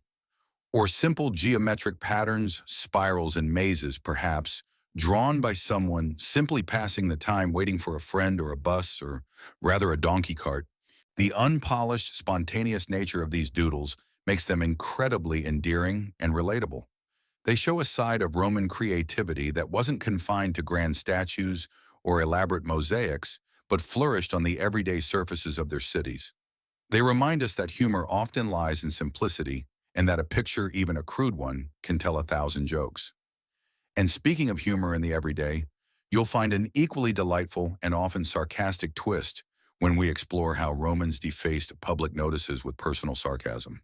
From the delightful simplicity of the art of the doodle, on Roman walls, our journey now turns to a more subversive, yet equally humorous form of ancient graffiti, the witty and often biting personal sarcasm applied to official, public notices. It seems Romans weren't content to merely read government announcements. They often felt compelled to add their own uninvited and frequently hilarious commentary. Imagine a freshly whitewashed wall in a bustling Roman square, where a new public decree has just been carefully inscribed by a professional scribe. This might be an edict from the aedile about market regulations, an announcement about upcoming games, or a new tax levy. But before the ink is fully dry, a quick-witted Roman stylus in hand has added their own commentary. Below an announcement of a new tax, you might find scrawled, "The rich get richer, the poor get poorer," or beneath an overly long, pompous proclamation, "This is boring. Get to the point." It's like finding a meticulously crafted government press release that's been annotated with sarcastic marginalia by a disgruntled citizen. This practice of defacing official notices with personal remarks served as a vital, if informal, channel for public opinion and dissent. It allowed common citizens to express their approval, disapproval, or outright mockery of the authorities, and their decrees often with a clever turn of phrase. The humor often lay in the contrast between the formal, lofty language of the official notice and the raw, unpolished wit of the anonymous response. Historians still argue whether the prevalence of sarcastic commentary on public notices indicates a surprising degree of tolerance for dissent in Roman society, or if it was simply too difficult for authorities to effectively police and remove such widespread impromptu acts of subversion. Was it a sign of Roman democratic spirit, or just a constant low-level rebellion that authorities grudgingly ignored? It's a fascinating debate about censorship and freedom of speech in the ancient world. A particularly quirky tidbit about this form of graffiti involved commentary on gladiatorial game announcements. Official posters would meticulously list the matchups, the types of gladiators, and sometimes even their past victories. A witty fan might add, "Don't bet on the Retiarius. He always trips," or "The Thracian will win this time. I saw him at the baths." These personal, often sarcastic insights added a layer of insider commentary to the official spectacle, turning announcements into public forums for debate and cheeky predictions. You might find a new law announced and beneath it a direct question, "Who really benefits from this?" or a formal invitation to a public event followed by a cynical, "I'd rather stay home and sleep." These comments, though anonymous, provide a powerful glimpse into the thoughts and feelings of the common Roman unfiltered by official channels. The sheer audacity and wit of these defacements reveal a Roman populace that was far from passive. They were engaged, opinionated, and always ready with a clever retort even when addressing the highest powers. Their walls were their public square, Their canvas for expressing defiance and humor in the face of authority. And it is this raw, unedited form of communication that brings us to appreciate the language of the street as preserved in Roman graffiti. From the subversive wit of public notices, personal sarcasm. On Roman walls, our journey now focuses on something even more fundamental, the language of the street. Roman graffiti, by its very nature, captures the raw, unedited Latin, spoken by common Romans, offering a priceless linguistic window into the everyday cadences, slang, and grammatical quirks that formal literary texts rarely preserve. Imagine reading a passage from Cicero, all polished rhetoric and complex syntax. Then you turn to a wall in Pompeii and find something like New Syria, you are going down, a local rivalry jab, or Satyrus was here. He is a good fellow. The grammar might be slightly informal, the vocabulary direct and earthy, sometimes even employing regionalisms or colloquialisms. This isn't the Latin you learned in school designed for speeches or epic poems. This is the vibrant living language of the Roman marketplace, the tavern, and the street corner. It's like finding a centuries-old text message written by a construction worker full of slang and informal abbreviations. This linguistic treasure trove reveals fascinating insights into how Latin was actually used by ordinary people. We see simpler sentence structures, common abbreviations. Graffiti often uses contractions or shorthand, and sometimes even phonetic spellings that give us clues about how words were pronounced. It's a direct auditory link, in a way, to the ancient Roman voice, allowing us to almost hear their conversations. Historians and linguists still argue whether the vulgar Latin or common Latin found in graffiti represents a truly distinct spoken language from formal literary Latin, or if it simply reflects a more casual register of the same language, similar to how modern spoken English differs from formal academic writing. Was it a completely different dialect or just a relaxed version? It's a fascinating debate that fundamentally shapes our understanding of the evolution of the Latin language. A particularly quirky tidbit about this street language involves Roman text speak or abbreviations. Given the effort involved in scratching messages, Romans often used highly condensed forms. For instance, FVR might stand for fur, meaning thief, or rascal, or simple initials. This informal shorthand speaks volumes about their desire for efficiency in communication and their expectation that other literate Romans would understand the context. Imagine trying to decipher an ancient Roman tweet complete with hashtags and emojis. Okay, maybe not emojis, but you get the idea. You might find insults that are incredibly specific and colorful phrases that never made it into Virgil's Aeneid, or terms of endearment that were common in everyday speech but deemed too informal for formal literature. This graffiti is a linguistic goldmine, providing direct evidence of the nuances and vitality of spoken Latin that would otherwise be lost to time. The raw, unedited nature of this wall writing means that we are privy to the authentic voices of Romans from all walks of life, expressing themselves without the constraints of literary convention or official decorum. It's a refreshing, often humorous counterpoint to the more formal texts that have traditionally defined our understanding of ancient Roman culture. This appreciation for the unfiltered language of the Roman street reminds us that history is not just about grand narratives. It's about the everyday lives and voices of real people. And speaking of everyday life and the figures who populated it, you'll find equally entertaining insights when we delve into the celebrity gossip that Romans love to scrawl. From the authentic, unfiltered language of the street, revealed in Roman graffiti, our journey now plunges headfirst into a realm as popular then as it is today. Celebrity gossip. Romans, it turns out, were just as obsessed with the scandalous lives, romantic entanglements, and personal quirks of their famous figures as we are, and their walls served as the original tabloid headlines. Imagine walking past a busy public square where whispers of a senator's affair or a gladiator's latest romantic conquest are undoubtedly circulating. Then etched onto a prominent wall, you find the confirmation or perhaps the fabrication of these rumors. Rufus is having an affair with the baker's wife, one might boldly declare, or a more tantalizing scoop.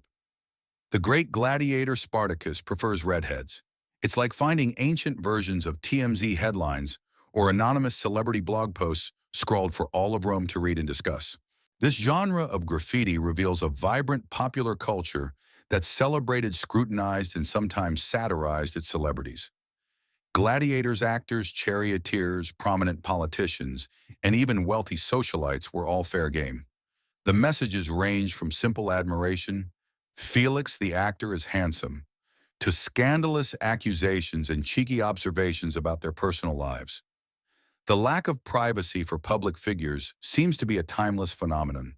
Historians still argue whether the prevalence of celebrity gossip graffiti indicates a genuine fascination with the private lives of public figures among the Roman populace, or if it was sometimes used by rivals and detractors to smear reputations and influence public opinion.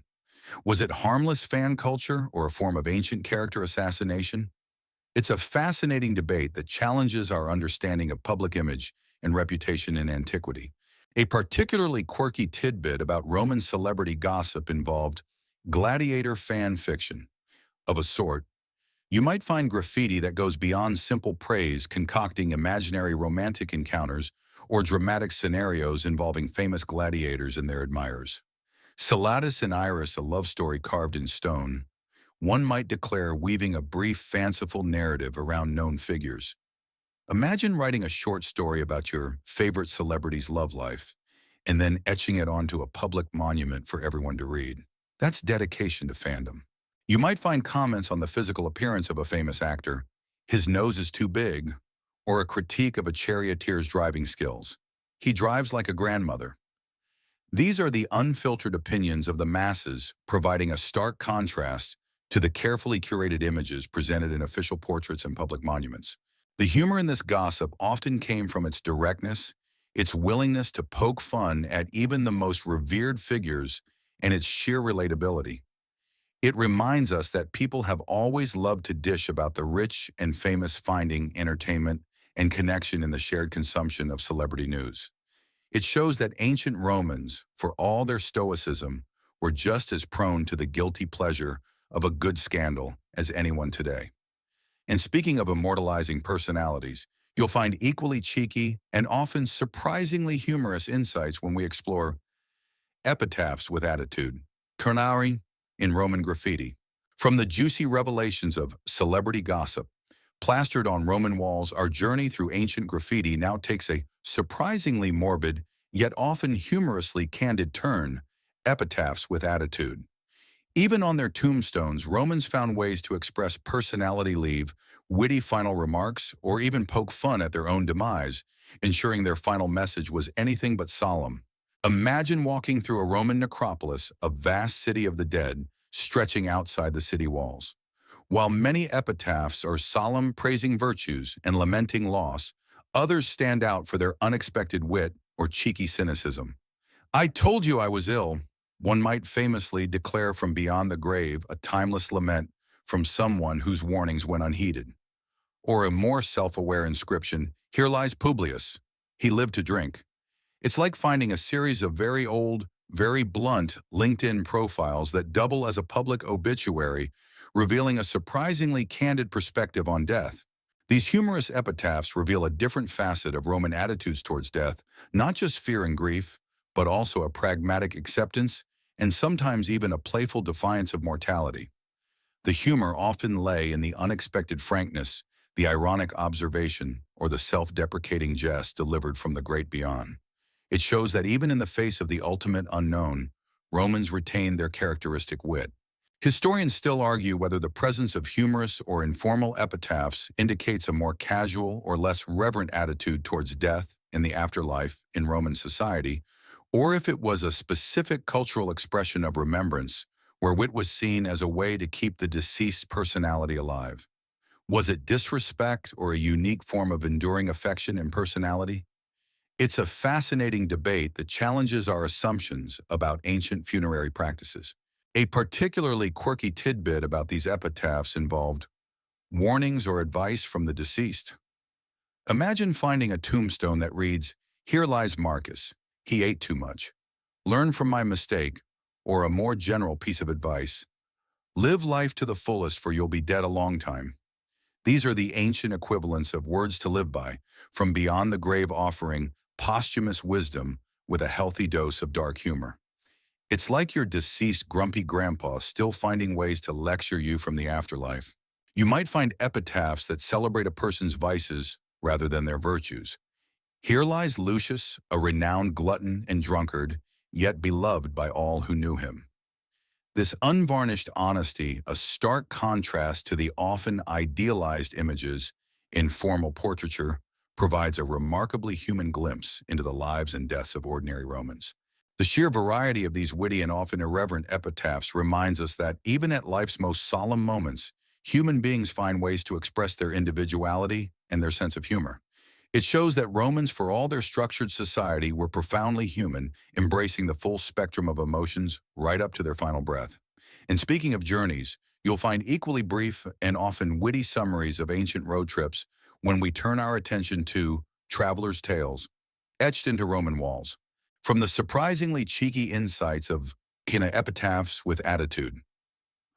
On Roman tombstones, our journey through ancient graffiti now circles back to the open road, revealing the brief witty summaries that comprise travelers' tales, etched into Roman walls. These aren't lengthy travelogues. They are concise, often humorous snapshots of ancient Roman road trips and adventures serving as the original "I was here" markers. Imagine pausing at a roadside inn or a resting post along a major Roman road, perhaps the Appian Way. Instead of a formal monument, you find a simple scratch: Rufus was here from Rome, long journey, or a more poetic yet terse observation. Through dust and sun I came to Naples, worth it for the wine. These are the ancient equivalent of a fleeting postcard message or a short triumphant social media check-in, capturing the essence of their journey in a few economical words. It's like finding a series of ancient greetings from messages etched directly into the very surfaces they traveled.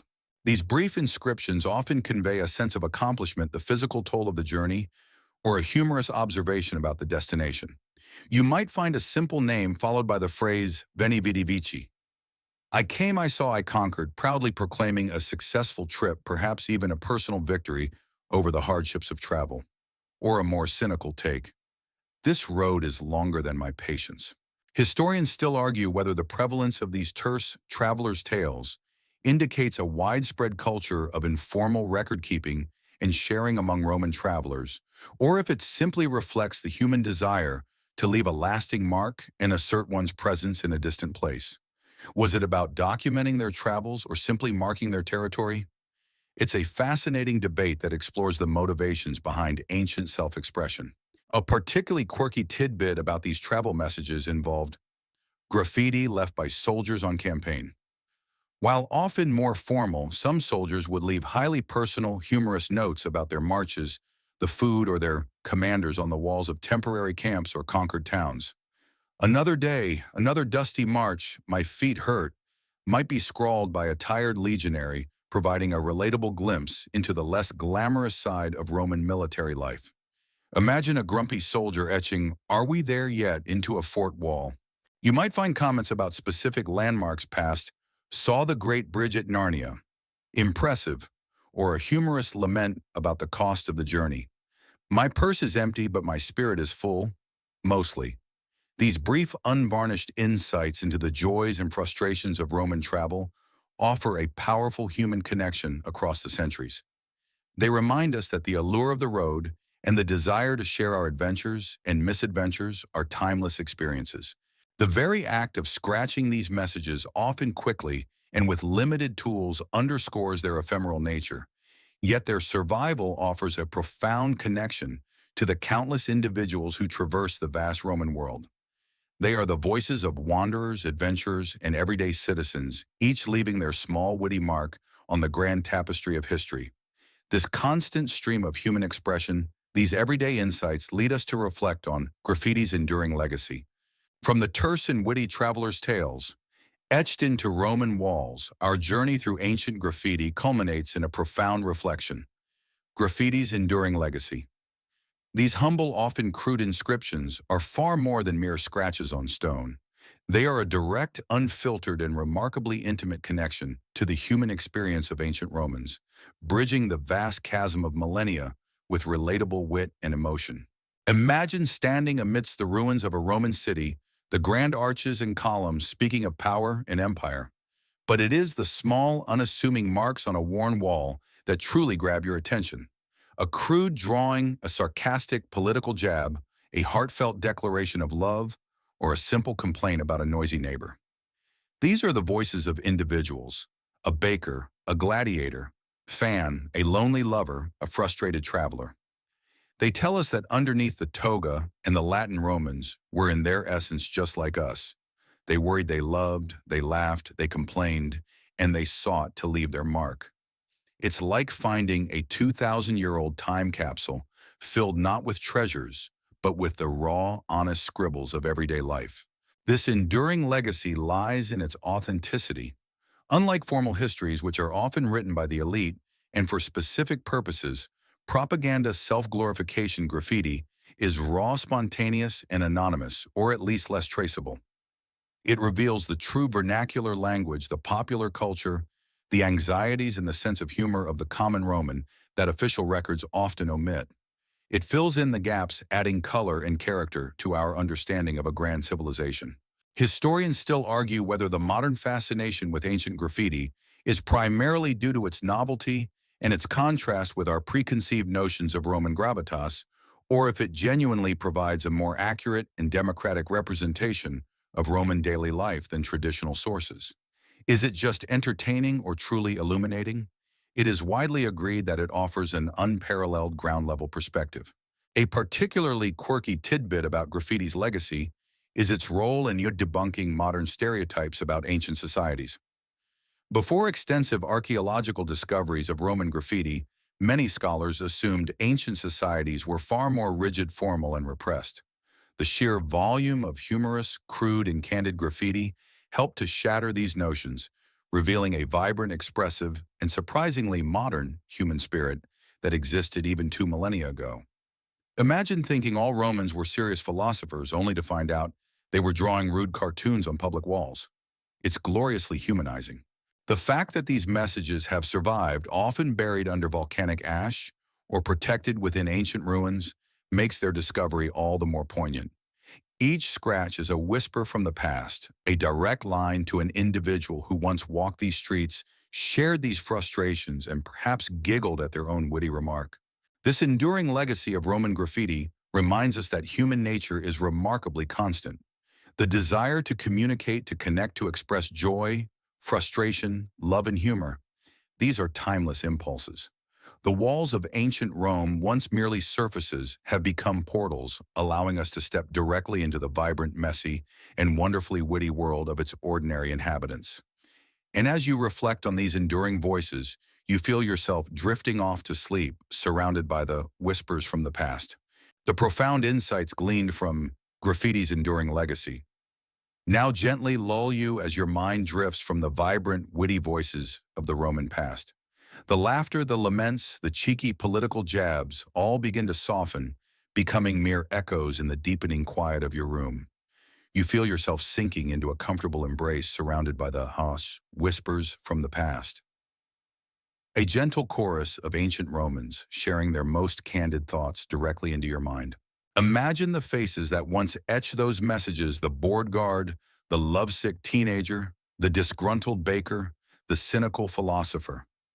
Their thoughts, once so vivid on a sun-drenched wall, now drift like motes of dust in the evening light, settling softly in your consciousness.